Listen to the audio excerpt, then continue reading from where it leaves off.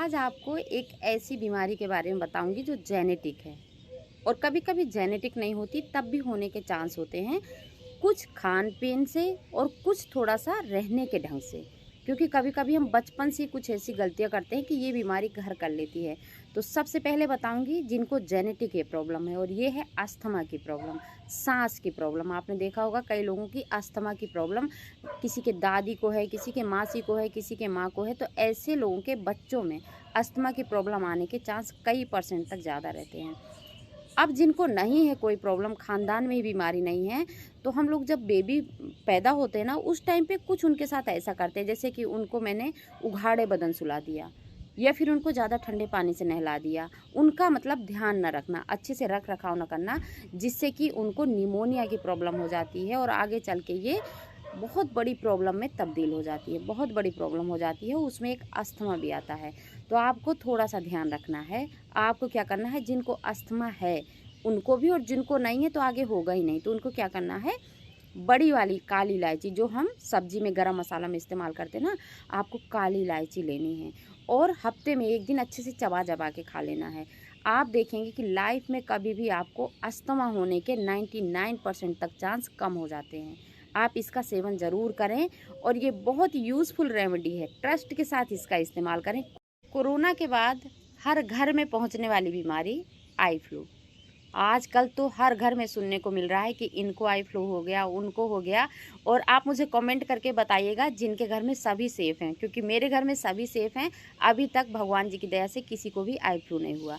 तो आप हमेशा अपने घर की साफ़ सफाई बनाए रखें, और जिनको भी आई फ्लू हो गया ना, उनसे मिलने के बाद एक बार सैनिटाइज हाथों को ज़रूर कर लें। और जिनको आई फ्लू है तो इतनी बड़ी बीमारी नहीं है, मैं बताना चाहूँगी। ये केवल 2 दिन की छोटी सी प्रॉब्लम है। आँखों में थोड़ी रेडनेस आती है, पानी जैसा आता है, और अगर आप थोड़ा सा साफ़ सफाई का ध्यान रखते हैं 2 से 3 दिन के अंदर सही हो जाता है। लेकिन ये हो ही ना, और अगर हो गया है तो ये कैसे सही होगा, तो मैं आपको आज बता रही हूँ। खाली आई फ्लू नहीं, इस रेमेडी से अगर आँख में घुरघुसी हो गई है, आँख में देखा होगा आपने छोटी सी फुंसी हो जाती है, बड़ी कष्टदायक होती है, बड़ा दर्द होता है, उससे तो पस वगैरह भी निकलता है, अगर वो भी है तब भी इस टिप से सही हो जाएगी। ये टिप मेरी नानी बताया करती थी, मेरी दादी भी बताती थी, लेकिन मैं नानी के यहाँ रहती थी तो नानी की रेमेडी ज़्यादा जानती हूँ। तो मेरी नानी बताती थी। तो अगर आपको आँख आ गई है या फिर घुरघुसी हो गई है, हमारे उत्तर प्रदेश में घुरघुसी बोलते हैं, मुझे यही नाम पता है, आप लोग समझ गए होंगे। तो आपको क्या करना है, रात में अच्छे से ब्रश करके सो जाना है। जब सुबह उठना है तो आपको बासी थूक अपनी उंगली में लगाना है और काजल जैसा लगाना है। आप दिन में कम से कम सुबह उठते ही 2 से 3 बार इस रेमेडी का इस्तेमाल करें। नेक्स्ट डे फिर करें, आप देखेंगे 2 दिन के अंदर असर हो जाएगा, घुरघुसी भी सही हो जाएगी। आपके साथ एक ऐसी प्रॉब्लम का समाधान लेके आ गई हूँ जिसका शायद अभी तक आपको इंतजार था।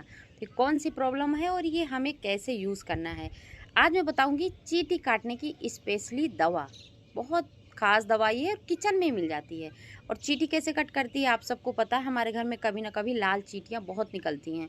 स्पेशली जब हम प्लेटफॉर्म क्लीन नहीं करते ना, तो वहाँ पे चींटियाँ पता नहीं कहाँ से आ जाती हैं। हम तो बड़े हैं चलिए ठीक है, लेकिन अगर चींटी बच्चों को कट कर गई तो बहुत प्रॉब्लम होती है। अब यहाँ पे आपको ना तो कोई मेडिसिन खानी है और ना ही उसमें घंटों खुजली करनी है। आप चुटकियों में इस खुजली को सही कर सकते हो और बिना दर्द के, दर्द भी नहीं होगा। तो आपको लेना है अपने घर पे रखा हुआ वाइट विनेगर, जिस विनेगर को हम खाने में यूज़ करते हैं। और जिस जगह में चींटी ने कट किया है, आप चाहें तो हाथ से भी लगा सकते हैं, और अगर आप चाहें तो किसी कॉटन की मदद से विनेगर लगा लें। आप देखेंगे कि पलक झपकते ही खुजली और दर्द दोनों चीज़ें सही हो जाएंगी। तो अपनाइएगा जरूर।